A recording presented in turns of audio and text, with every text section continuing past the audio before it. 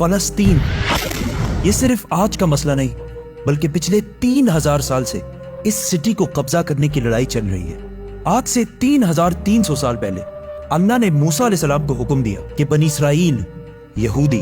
کو ایجپٹ میں فرعون کی غلامی سے نکال کر آزاد کر دو، اور پھر بہت مشکل سے فرعون نے آخر بنی اسرائیل کو آزاد کر دیا، جس کے بعد موسیٰ علیہ السلام بنی اسرائیل کو لے کر فلسطین کے پاس آئے اور کہا کہ اس سٹی پر حملہ کرو، لیکن بنی اسرائیل نے کہا کہ آپ اور آپ کا رب جا کر لڑیں، ہم یہ لڑائی نہیں کرنے والے، جس کی وجہ سے اللہ نے 40 سال تک انہیں اس ڈیزرٹ میں رہنے کی سزا دی، جدھر موسیٰ علیہ السلام پر آسمانی کتاب تورات نازل ہوئی۔ اور اس تورات کے پہلے chapter the book of Genesis میں کلیئرلی لکھا ہے، صاف صاف لکھا ہے کہ یہ علاقہ فلسطین اللہ نے صرف اور صرف ابراہیم علیہ السلام کی اولاد کے لیے رکھا ہے، جس کی وجہ سے آج تک یہ جتنی لڑائیاں چل رہی ہیں یہ اس لیے ہے کیونکہ یہودی یہ کلیم کرتے ہیں کہ تورات کی اس آیت کے مطابق جروسلم اور فلسطین پر صرف اور صرف بنی اسرائیل کا حق ہے، کیونکہ بنی اسرائیل ابراہیم علیہ السلام کی اولاد اسحاق علیہ السلام کی اولاد میں سے ہے، اینڈ اٹ میک سینس، تب تو ان کو ملنا چاہیے۔ لیکن تورات میں لکھا ہے کہ یہ علاقہ ابراہیم علیہ السلام کی اولاد کے لیے، صرف اسحاق علیہ السلام کی اولاد کے لیے نہیں۔ ابراہیم علیہ السلام کے ایک نہیں بلکہ 2 بیٹے تھے، اسحاق اور اسماعیل۔ اسحاق علیہ السلام was the father of بنی اسرائیل، بٹ اسماعیل علیہ السلام کو عربوں کا فادر سمجھا جاتا ہے، اور یہ بات صرف ہم نہیں، ایون یہودی بھی اس بات کو مانتے ہیں۔ تو انہی کی کتاب تورات کے مطابق فلسطین پر صرف اسحاق علیہ السلام کی اولاد کا حق نہیں ہے بلکہ اسماعیل علیہ السلام کی اولاد عربوں کا بھی حق ہے۔ موسیٰ علیہ السلام کے ساتھ 40 سال ڈیزرٹ میں رہنے کے بعد آخر بنی اسرائیل نے یوشع جاشوا کی لیڈرشپ میں فلسطین کو فتح کر لیا، لیکن کچھ ہی عرصے بعد یہ سٹی ان کے ہاتھ سے دوبارہ نکل گئی، اور پھر اگلے 300 سال تک بنی اسرائیل اس سٹی کو دوبارہ حاصل نہیں کر سکے۔ لیکن 300 سال بعد بنی اسرائیل نے داؤد علیہ السلام کی لیڈرشپ میں اس سٹی جروسلم کو دوبارہ فتح کر لیا، اور ان کے بیٹے سلیمان علیہ السلام نے یہاں پہلی دفعہ اللہ کی عبادت کے لیے ایک مسجد، ایک ٹیمپل بنایا۔ سلیمان علیہ السلام کے بعد یہودیوں نے فلسطین اور جروسلم پر 400 سال تک حکومت کی، لیکن 400 سال بعد بیبلون عراق میں ایک بہت ہی طاقتور امپائر بن چکی تھی، جس کے بادشاہ بخت نصر نے اپنی امپائر کو بڑھانے کے لیے فلسطین پر حملہ کر دیا اور جروسلم کو تباہ و برباد کر دیا، اور اس کے اندر ہزاروں یہودیوں کو شہید بھی کیا، اور اس ٹیمپل کو بھی تباہ کر دیا جو سلیمان علیہ السلام نے بنایا تھا۔ اور جتنے یہودی زندہ بچ گئے تھے ان ساروں کو غلام بنا کر اپنے کیپٹل بیبلون عراق لے گیا، اور 70 سال تک یہودی عراقیوں کی غلامی کرتے رہے۔ لیکن 70 سال بعد عراق پر ایران کے ایک بہت ہی نیک بادشاہ سائرس دا گریٹ نے حملہ کر دیا، جسے ہم ذوالقرنین کے نام سے جانتے ہیں۔ سائرس دا گریٹ نے عراق کی اس حکومت کو فتح کر لیا، اور یہاں جتنے بھی یہودی تھے ان ساروں کو واپس فلسطین بھیجا، اور انہیں فنڈز بھی دیے کہ واپس جا کر سلیمان علیہ السلام کے ٹیمپل کو دوبارہ بنا جو اس سے پہلے تباہ کر دیا گیا تھا۔ جس کے بعد یہودیوں نے پھر فلسطین پر 400 سال تک حکومت کی، لیکن پھر ان پر ایک ایسی حکومت نے حملہ کیا جس نے سارے یہودیوں کو یہاں سے 600 سال تک باہر نکال دیا، The Great Roman Empire، اور بنی اسرائیل پر اتنا ظلم کیا جو اس سے پہلے کسی نے بھی نہیں کیا تھا۔ یہودیوں نے رومن امپائر سے لڑنے کی بھی کوشش کی، لیکن رومن امپائر نے ہزاروں یہودیوں کو قتل کیا، اور حالات اتنے خراب ہوئے کہ یہودی رومن امپائر سے چھپ کر غاروں میں رہنے لگے، اور رومن امپائر نے بیت المقدس، جسے پہلے سلیمان علیہ السلام اور پھر ذوالقرنین نے بنایا تھا، دوبارہ تباہ و برباد کر دیا، اور اس کے بعد یہ ٹیمپل آج تک دوبارہ نہیں بن سکا۔ رومن امپائر نے فلسطین اور جروسلم پر 600 سال تک حکومت کی، لیکن 600 سال بعد رومن امپائر نے ایک ایسی غلطی کی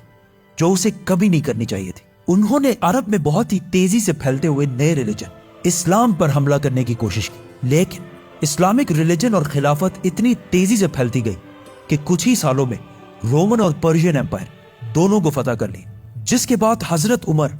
دنیا کے سب سے طاقتور بادشاہ بن گئے، جن کی حکومت الیگزینڈر دی گریٹ کی امپائر سے بھی بہت بڑی تھی۔ آخر مسلمان رومن امپائر کو فتح کرتے کرتے جروسلم کے دروازے تک پہنچے۔ رسول اللہ صلی اللہ علیہ وسلم نے پہلے ہی کہہ دیا تھا کہ مسلمان ایک دن جروسلم ضرور فتح کریں گے۔ اب مسلمانوں کے پاس 2 آپشن، یا تو جروسلم کو اسی طرح تباہ کیا جائے جو اس سے پہلے باقی بادشاہوں نے کیا تھا، اور یا اس کا سیج محاصرہ کر لیں۔ آخر 6 مہینے بعد جروسلم کے گورنر سفرونیس نے کہا کہ میں یروشلم صرف ایک ہی شرط میں مسلمانوں کے حوالے کروں گا کہ مسلمانوں کے بادشاہ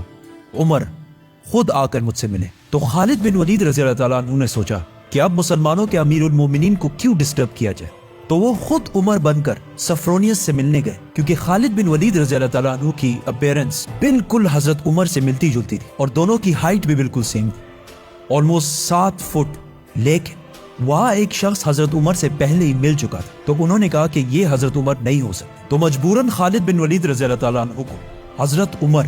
اس وقت دنیا کے سب سے طاقتور بادشاہ، کو جروسلم بلانا پڑا۔ سفرونیس فل لگژری گولڈ اور سلور پہن کر بالکل تیار ہو گیا، کیونکہ اتنے بڑے بادشاہ ان سے ملنے آ رہے تھے۔ لیکن سفرونیس اور پورا جروسلم یہ دیکھ کر حیران ہو گیا کہ بادشاہ کا غلام اونٹ پر بیٹھا ہوا ہے اور بادشاہ خود بالکل عام کپڑوں میں پیدل چل کر آ رہا ہے۔ یہ منظر جروسلم والوں کے لیے بہت شاکنگ تھا، کیونکہ اس سے پہلے جب بھی کسی بادشاہ نے جروسلم پر فتح حاصل کی، اس نے اس سٹی کو تباہ و برباد کر دیا تھا اور یہاں کی گلیوں کو خون سے بھر دیا تھا۔ لیکن اب یہ ایک بادشاہ آیا ہے جو ان ساروں سے زیادہ طاقتور ہے، لیکن بغیر کسی فوج کے اور بالکل عام کپڑوں میں۔ ایسا اس سے پہلے کبھی بھی نہیں ہوا تھا۔ حضرت عمر نے سارے ریلیجنز کو آزادی دی اور بغیر کوئی خون بہائے سفرونیس نے جروسلم کو حضرت عمر کے حوالے کیا، لیکن انہوں نے ایک شرط یہ بھی رکھی کہ مسلمان یہودیوں کو جروسلم آنے کی اجازت نہیں دیں گے۔ لیکن حضرت عمر نے اس کی یہ شرط نہیں مانی اور یہودیوں کو بھی بیت المقدس آنے کی اجازت دی، اور اس طرح پہلی دفعہ جروسلم ابراہیم علیہ السلام کے بیٹے اسماعیل علیہ السلام کے اولاد کے پاس آیا۔ اس کے بعد آلموسٹ 350 سال تک مسلمان، کرسچن اور یہودی جروسلم میں بالکل پیس اور امن کے ساتھ رہنے لگے۔ لیکن پھر 350 سال بعد کرسچنز نے پورے یورپ سے فوج جمع کر کے جروسلم پر دوبارہ حملہ کر دیا۔ اس وقت مسلمانوں کے آپس میں بہت لڑائیاں چل رہی تھی، جس کا فائدہ اٹھا کر کروسیڈرز نے آسانی سے جروسلم کو فتح کر لیا، اور جروسلم فتح کرنے کے بعد مسلمانوں اور یہودیوں پر انبلیویبل ظلم کیا اور ہزاروں مسلمانوں اور یہودیوں کو شہید کر دیا، اور مسجدوں اور سینیگوگز کو بھی تباہ کر دیا۔ اور ہسٹری میں لکھا ہے کہ کروسیڈرز نے جروسلم کی گلیوں کو مسلمانوں کے خون سے بھر دیا تھا، اور ایون مسجد اقصی کو بھی مسجد سے ایک محل، پیلس میں بدل دیا تھا۔ یہودیوں کے عورتوں اور بچوں نے اپنی جان بچا کر اپنے آپ کو سینیگوگز میں بند کر لیا، لیکن کروسیڈرز نے ان سارے بلڈنگز کو آگ لگا دی اور ان کے بچوں اور عورتوں کو زندہ جلا دیا۔ اور یہ سب صرف ہم نہیں کہتے، بلکہ یہ اوتھینٹک ہسٹری کا حصہ ہے جسے یورپینز بھی مانتے ہیں۔ اس کے بعد ان کروسیڈرز نے جروسلم پر آلموسٹ 90 ایئرز تک حکومت کی، لیکن پھر 90 ایئرز بعد مسلمانوں کے ایک بہت بڑے بادشاہ سلطان صلاح الدین ایوبی نے پوری مسلم دنیا سے فوج جمع کر کے جروسلم کو دوبارہ کرسچن سے چھین کر فتح کر لیا۔ اور اس وقت سارے کرسچنز کا یہ خیال تھا کہ اب صلاح الدین ہم سے اسی طرح بدلہ لے گا جس طرح ہم نے لاکھوں مسلمانوں کو شہید کیا تھا۔ لیکن صلاح الدین ایوبی نے بالکل حضرت عمر کی طرح سارے کرسچنز کو معاف کر دیا۔ ایون کرسچنز بھی اس بات پر حیران ہوئے اور صلاح الدین سے پوچھا کہ جب ہم نے فتح کیا تو ہم نے ہر مسلمان کو قتل کیا تھا، لیکن صلاح الدین ایوبی نے انہیں کہا I am not those men. I am صلاح الدین۔ صلاح الدین۔ صلاح الدین ایوبی نے ان سارے ریلیجنز کو دوبارہ آزادی دی اور مسجد اقصی جسے محل بنا دیا گیا تھا اسے دوبارہ مسجد بنایا اور ادھر پہلی نماز ادا کی۔ جروسلم کو جب بھی کسی بادشاہ نے فتح کیا ہمیشہ ادھر بہت خون بہایا ہے، سوائے مسلمانوں کے جنہوں نے ہمیشہ بالکل پیس اور امن کے ساتھ اس سٹی کو فتح کیا۔ صلاح الدین ایوبی کے بعد ایک بار پھر سارے ابراہیمک ریلیجنز جروسلم میں بالکل پیس اور امن کے ساتھ 800 سال تک رہے۔ 800 سال۔ لیکن 800 سال بعد اور آج سے 100 سال پہلے جب جروسلم پر آٹومن ایمپائر کی حکومت تھی تو ورلڈ وار 1 کے بعد عربوں نے برٹش کے ساتھ مل کر عثمانیہ خلافت کو ہمیشہ کے لیے ختم کر دیا کہ ہم عربوں پر یہ ٹرکش لوگ آ کے کیوں حکومت کر رہے ہیں۔ تو اس نیشنلزم کی وجہ سے فلسطین بھی مسلمانوں کے ہاتھ سے نکل گیا، لیکن تھوڑے ہی عرصے پہلے برٹش اور یہودیوں کی آپس میں ڈیل ہو چکی تھی کہ اگر برٹش کو یہ علاقے ملے تو وہ ادھر ایک یہودی سٹیٹ بنائیں گے۔ اور یہ معاہدہ ہوا کیوں تھا؟ کیونکہ اس سے پہلے یہودی یورپ کے ہر field, business, science, medical, banking, ہر چیز میں بہت سٹرونگ ہو چکے تھے، جس کی وجہ سے یہودی یورپ کے سب سے طاقتور اور رچ کمیونٹی بن گئے۔ تو ان کی سپورٹ حاصل کرنا برٹش کے لیے سب سے ضروری تھا، اور پچھلے 1800 سال سے یہودیوں کے پاس اپنا کوئی بھی ملک نہیں تھا۔ تو ان میں سے کچھ یہودیوں نے زائنزم کی سوچ شروع کی کہ ہمارا یہودیوں کا بھی ایک اپنا ملک ہونا چاہیے، اور اس کے لیے انہوں نے اسی فلسطین کے علاقے کو چنا۔ اور یہ ملک حاصل کرنے کے لیے انہوں نے ہر طرف سے کوشش شروع کی. یہودیوں نے ایون عثمانی خلیفہ سلطان عبدالحمید سے بھی ڈیل کرنے کی کوشش کی، لیکن انہوں نے صاف انکار کر دیا، جس کی وجہ سے یہودیوں کو سمجھ آ گئی کہ اگر اپنا ملک بنانا ہے تو عثمانیہ سلطنت کو ختم کرنا ضروری ہے. اور جیسے ہی ورلڈ وار 1 کے بعد آٹومن امپائر ختم ہوئی اور فلسطین آٹومن امپائر سے برٹش کی طرف چلا گیا، تو یہودی پوری دنیا سے اسی سیکرٹ پلان کے تحت فلسطین شفٹ ہونا شروع ہوئے اور فلسطین کے مسلمانوں سے زمینیں ڈبل ٹرپل پرائس پہ خریدنے لگے، کیونکہ پیسہ تو ان کے پاس بہت تھا. برٹش امپائر نے بھی بیلفور ڈیکلیریشن میں یہودیوں کے ایک الگ سٹیٹ ہونے کو سپورٹ کیا تاکہ ورلڈ وارز میں یہودیوں کا سپورٹ اور پیسے دونوں حاصل کر سکیں. اور اسپیشلی ورلڈ وار 2 کے بعد یورپ میں ہٹلر کے یہودیوں پر ظلم کے بعد یہودی اور بھی زیادہ پوری دنیا سے فلسطین میں جمع ہونے لگے اور فلسطین میں آہستہ آہستہ لڑائیاں بڑھنے لگی، جس کی وجہ سے UN نے ایک فیصلہ سنایا کہ فلسطین کو 3 حصوں میں ڈیوائیڈ کیا جائے گا. ایک حصہ فلسطین، دوسرا اسرائیل اور تیسرا جیروسلم، جو ان دونوں میں سے کسی کا بھی نہیں ہوگا، بلکہ یہاں UN کی حکومت ہوگی اور اس میں سب ریلیجنز کو آزادی ہوگی. جس پر عرب ممالک نے اس فیصلے کی سخت مخالفت کی اور اسرائیل کے آزاد ہونے کے صرف 1 دن بعد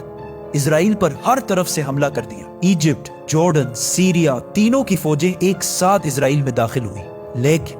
بہت ہی بے شرمی سے عرب ممالک یہ جنگ ہار گئے اور ایک ایسے ملک سے ہارے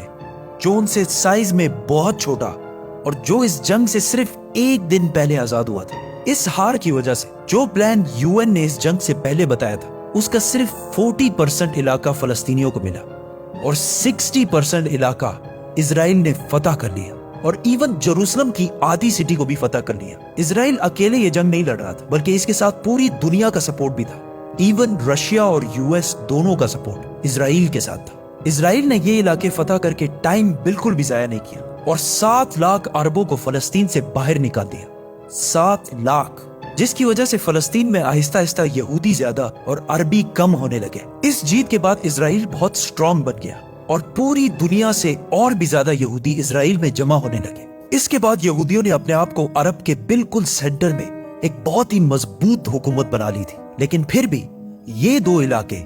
ویسٹ بینک اور گازا اسرائیل کے کنٹرول میں نہیں تھے. لیکن آج سے آلموسٹ 60 سال پہلے 1967 میں کچھ مس انڈرسٹینڈنگز کی وجہ سے یہاں جنگ ایک بار پھر شروع ہو گئی اور ایک بار پھر ایجپٹ، جارڈن، سیریا ورسس یہ چھوٹا سا اسرائیل. لیکن صرف 6 دنوں میں اسرائیل نے ان تینوں ملکوں کو ہرا دیا اور صرف 6 دنوں میں اسرائیل نے اپنا سائز 3 گنا بڑھا لیا. عرب ممالک دوبارہ اپنے سے ایک بہت ہی چھوٹے ملک سے بہت ہی بری طرح ہار گئے. یہ ایسا ہے کہ آج خبیب حزب اللہ سے ہار جائے اور وہ بھی 2 مرتبہ. عرب ممالک کے 2 دفعہ اسرائیل سے ہارنے کے بعد ان کی عوام اپنے نیشنلسٹ حکمرانوں کے خلاف ہو گئے اور نیشنلزم، قومیت کو چھوڑ کر ایک نئی سوچ کی طرف بڑھنے لگی. دا مسلم بردرہڈ، اخوان المسلمون، جو مصر کے ایک سکول ٹیچر حسن البنا نے بنائی تھی اور جو ایک پاکستانی اسکالر مولانا مودودی کے خیالات سے انسپائرڈ ہے. اس سے پہلے اخوان المسلمون کا عرب میں صرف مذاق اڑتا تھا، لیکن اس ہار کے بعد اخوان المسلمون نے عرب عوام سے کہا کہ یہ جنگیں عرب کے مسلمان نہیں بلکہ یہ نیشنلسٹ ہارے ہیں جو صرف نام کے مسلمان ہیں اور ان کا کوئی. جس کے بعد عرب کی عوام اس نئے سوچ مسلم بردرہڈ کی طرف آنے لگی. حماس بھی اسی اخوان المسلمون سے انسپائرڈ ایک گروپ ہے، لیکن اخوان المسلمون وائلنس کے خلاف. اس جیت کے بعد اسرائیل نے ویسٹ بینک، گازا اور جیروسلم سب پر قبضہ کر لیا اور آج تک یہ سارے علاقے اسرائیل سے دوبارہ کوئی بھی نہیں چھین سکا.